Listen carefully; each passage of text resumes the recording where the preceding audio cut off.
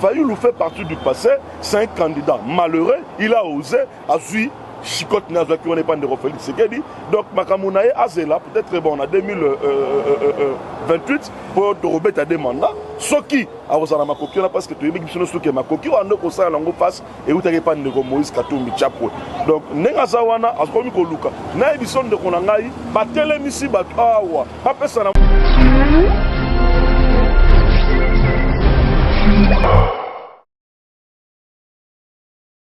Solobaka soldat du peuple, yo solobaka mwana mboka, yo solobaka yonne ba peuple. Et comme ils sont vraiment bon, avant l'aéroport de pas quitter qu'on a depuis ce qu'ils disaient, avant de la batuba ko canon, a tuni libanda bat bako quitter. Ba oui c'est na ko quitter. Si a mona 5-6 mois batuma muke, abandi ko ya malem, il a pris. Donc c'est un fils de ce pays.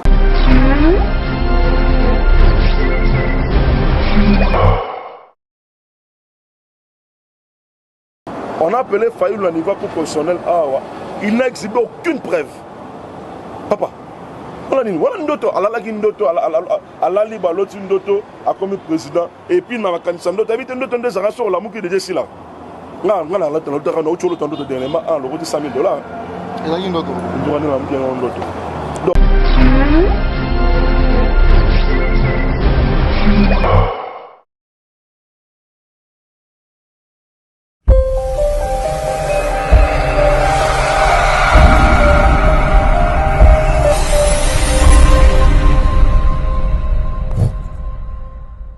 Azali député national ya Lukunga. Na qualité député national ya Lukunga, na sangisa ki ba na quartier na bango, na bandeko ba votaki na Lukunga, ba kenda kona. Moi j'ai vu des gens na cabinet na ngezao. Na moni ba dozo konta na kata ba loponga ba toao. Ba su ba na moto ba pesi na ba na moto 5 litres na 10 000 francs. 5 litres na 10 000 francs. Ba zo bele la awa. Bis la pratique au Toboya qui est au Kala, au Boané, au Fingan de Kabila Lobby. Mais ce sont les mêmes pratiques aujourd'hui pour mettre en la politique dans Boka Nabisson. J'ai vu les gens comme Bana Moto Batelemi, aucun aéroport. Ça qui plaît, maître. Non, nous ne sommes pas dans Maman Plein, parce que Maman Plein, ce sont des histoires qu'on ne peut plus que le baron dans Boka. Nous voulons que le pays avance. Tolingi va aventurer dans la politique. Nous voulons que Bato Bazana va penser à Malamou afin que le pays ait avancé. Fayoulou fait partie du passé, c'est un candidat malheureux, il a osé, a su chicote Nazwa qui on n'est pas de Félix Tshisekedi. Donc Makamounaye Azela, peut-être bon, en 2028, pour Robert a des mandats. Ce qui, à vous en makoki, parce que tu es mis sur le makoki, on a aussi un langue face et où tu n'as pas de Moïse Katumbi Chapo. Donc, Nengazawana, à ce qu'on dit, n'a pas besoin de Konangaï, batele misi batawa, pas personne à moi, moto, morono surtout, pas personne 5 litres essence, n'a 10 000 francs. Ah, ndeko, yo solobaka soldat du peuple, yo solobaka mwana mboka, yo solobaka yonne ba peuple. Et comme ils sont vraiment bon, avant l'aéroport de pas quitter qu'on a depuis ce qu'ils disaient, avant de la batuba ko canon, a tuni libanda bat bako quitter. Bah oui, c'est là qu'on quitter. Si à mon 5-6 mois, batuma mouké, abandi kuya malem, il a pris. Donc c'est un fils de ce pays. Aza député national. Bopimelier Sainte-Thérèse, Bopimelier échangeur. Madame Assali Yango Batouba épée belé. Allo ba vérité. Si vous voulez organiser une manifestation, ça n'a pas à la hâte comme ça. Il faut informer. Parce que l'Ibo, c'est ça qu'il faut avoir l'autorisation. Mais il faut maintenant informer à l'autorité urbaine. Au début, voilà, on ressent la manifestation telle. S'il n'y a pas d'activité ce jour-là, on vous laisse la place, la liberté. À mon avis, qui s'intéresse à regarder, il y a échangé. Mais moi, moi, 100 ou 200 personnes, il a passé son message. Tant mieux. Donc, moi, il faut comprendre une chose. Que dans ce pays, tant il y a aventure et les sociétés. Le pays doit avancer, les Congolais afin, les Congolais veulent à ce que le pays continue à améliorer. Vous êtes notre Roland verbiage, on a été n'importe quoi, on a quand tu me parles de Fayoulou. Non, Fayoulou c'est un député national. Non. Place n'est en assemblée nationale, à quel ne voter les sur la loi. Donc quand tu me parles de Fayoulou, tout ça, message, Fayoulou ne représente rien dans ces pays et il ne représentera rien dans ces pays. Maintenant je suis en ambassadeur, on est je dis ça. Je dis ça. Internaute Moko. Question Oyo. Pas sorti de crise, ça vient pourquoi? Quand tu me parles, toi tu me parlais de plan, il y a sorti de crise. Nous sommes dans quelle crise? légitimité. Papa Nangai. Légitimité, on a un mandat qu'on a papa. Qu'est-ce qu'il faut on a dit qu'il y a légitimité? Batba qui l'a gagné. Allez, Kata, je me suis le ballon, voilà. Banambo dans le lobby soulèvement, tout ça. Il a voulu marcher ici avec le CLC. Yo monaki dans Nzela 20 personnes. Mais Bokanga qui va tout? Non, non, papa. Moutapeli sa moto dans Nzela. Ole bakanga ba interpeller ba kene ba tout nu police tout nu liaki. Ote na liaki te ba ke ba sombele gâteau na secret. Yemo do kam. Non, le Congo maintenant a pris une bonne allure aujourd'hui, nous a félicité par beaucoup de pays. Nous devrons impérativement soutenir le président de la République, le fils de son père. Tant le fils de son père, il faut comprendre que Félix, donc Etienne Tshisekedi quand il a parlé de la démocratie, il n'a pas oublié le président de la République. Il y a Robert Ali Solo, il y a père de la démocratie qui est Etienne Tshisekedi Wamulumba. Maître, je vais poser une question. C'est moi trop simple. Moutou oyo abeti leki na yo. Abeti mwasi na yo, abeti na maman na yo. Aroko mami na yo. Ndeko, je t'ai bien dit. Vous devez comprendre que le peuple congolais, tant qu'on va passer une déco, laissez-moi répondre. Ce n'est pas une question. Yokana Isigo d'abord un. Ce n'est pas une question. Mais toi, exact question, Moroda calcul. Ce qui va se répondre, il faut passer à la DT. Quand vous avez donné la magistrature suprême, le peuple congolais, ça qui est majorité dans l'Assemblée. Il ne pouvait que, pour sauver ce pays, parce qu'en principe, tu as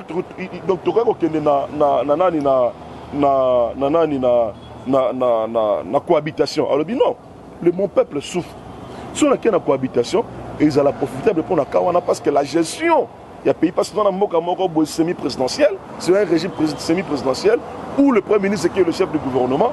Donc le président Zalakarawana, pour constater le dégât fait par le Premier ministre, afin d'éviter tout ça, le président Lobi, non, au lieu de passer par une cohabitation, tu as une coalition. Dans l'intelligence, à mon amour, Félix Tshisekedi d'Antoine, alors non, jamais, tu as une coalition, parce que la coalition va permettre à ce que quelques membres gouvernement pour relever le vécu continue congolais. Mon frère, Congolais doit souffrir. Le président est que fils de ce pays. Moi, est-ce qu'il y a un lit? Quand on parle de partenaire, partenaire n'est pas un ami. Un partenaire, vous êtes partenaire pour un sujet donné. L'amitié, c'est autre chose. Vous êtes partenaire. Non, non, c'est la politique. La politique, que la France, cela n'empêchait pas au président français, il y a un chancelier allemand. C'est la politique. Ce qui se fait la journée, parce que pour eux, ils se disaient déjà que non, Minembo, tout ça va leur appartenir sans problème. Mais dans le calcul, on a déjoué leur plan machiavélique. Mais maître, on a la place sécuritaire, c'est échec parce que dans l'espace seulement 45 jours, plus de 200 morts. Le terrorisme, c'est un problème de toucher bon nombre de pays. Même les États-Unis d'Amérique, le terrorisme est de toucher Nabango. Nous sommes en face de nous, sommes des terroristes. Un terroriste agit. Vous pouvez être si calme dans un lieu calme. Il y a s'organiser au monde à la boutou imprudence pas ça l'action va se dissiper. C'est comme ça que le terroriste peut même accepter à se faire kamikaze, à s'exploser afin qu'il ne va pas couper. C'est un problème. Au lieu Pino, beaucoup de le roi, un chantage, bon, ça devait toucher bon nombre de citoyens congolais. Parce que ça touche même l'Afrique. Parce que le terrorisme au ADF, ça commence maintenant à déranger toute l'Afrique. Bon, maître, ennemi à Congo pour le moment, ou bien ennemi à UDPS pour le moment en cash. Les alliés Fayoul ou bien les alliés souffrance à peuple. Dans le lobby, l'ennemi à Congo, Fayoul n'est même pas l'ennemi du Congo. L'ennemi à Congo ou bien l'ennemi à Congo, c'est Moutou Alingi, démocratie, Moutou Alingi, état de droit. Au monde, Fayulu, c'est un fils de ce pays. Akendaki voyage naïe. Akendaki voyage. Papa, c'est n'importe quoi. On a appelé Fayulu au niveau constitutionnel. Il n'a exhibé aucune preuve. Papa. On a dit, voilà ndoto, alalaki ndoto, alali baloti ndoto, a comme président. Et puis, dans la candidature, ndoto, habite ndoto, des arrangements sur la mouki de Jessila. Non, non, non, non, non, non, non, non, non, 100 000 $. Donc, il faut lui comprendre que non, rêve à Salah Kiwana, ça fait pas du passé. Il faut maintenant camper comme vous. Parce qu'ils ont risqué même en 2023, même si il y a Lukunga, à un moment, tu retiens, comme on a la candidat Lukunga, dans le Tchèpe Mboulouan. Oh, mais oui. Abunda a consolidé siège naïwana Lukunga avant de sa base naïe pour que en 2023 va réélire comme député national. Ce qui est à Koluka, au lieu à se donner à retravailler sur la base naïwana, à ça là n'importe quoi, tant mieux. Et puis on est sur Mouzit. Aujourd'hui, Mouzit devient donc un donneur de leçons. Ça me surprend. Oh, mais il y a ça, Mouzitou, le seul premier ministre qui va retirer signature pour la Kimouyibi, c'est Mouzitou. Maître. Il n'y a pas de voleur. Donc, au moins depuis que le Congo est Congo, depuis le premier ministre du Congo, le plus volé, le roi Mouzitou, ça c'était. Vous connaissez le dossier Mouzitou Nèche Coco? Maître. Oh. Ce sont des choses dans son loba, je mets quiconque a des filles, j'ai des preuves, j'ai des éléments avec moi. Ndeko Mouzitou, Naïbisayo, un grand voleur que tout le Congo a yébi. On a battu pour la nation qui a noté ces messieurs-là quand même. Mais ça ne me surprend pas cet individu. C'est permet aux gens de donner des leçons. Alors qu'il est incapable même de refoutre à bateau dans l'entreprise, il y a ceux qui ont dans TPS. Tu vois, maître, pourquoi s'attaquer à la bactérie à la mouka? On attaque à personne. Nous attaquons à personne. La lobby, la chômage, vous oubliez une chose, que la gratuité de l'enseignement, et je suis déjà en Momoko, 50% est associé à la Congolais. Là, c'est un aspect. Et puis, je vous informe déjà, le président de la République, il est en train d'initier, en 2020, que Tozala, oui, avion. Santé pour tous. Au Congolais, nous surtout, à la facilité, au quota, au Bélier, au Kébou. Déjà. Mais s'il y a des grands spécialistes dans le domaine médical, au Congolais, papa, vous bloquez la potentiel congolais. Nous avons des grands médecins. Oh, les lots qui sont en Afrique du Sud, oh, les vendis Afrique du Sud, sont des Congolais. Sont des Congolais. Pas plus loin que la semaine passée, le président a ordonné au Premier ministre de construire 300 écoles. Policiers, on va reçoit 130 000 francs. De refaire ce qu'il a en 2020, on reçoit 400 000 francs.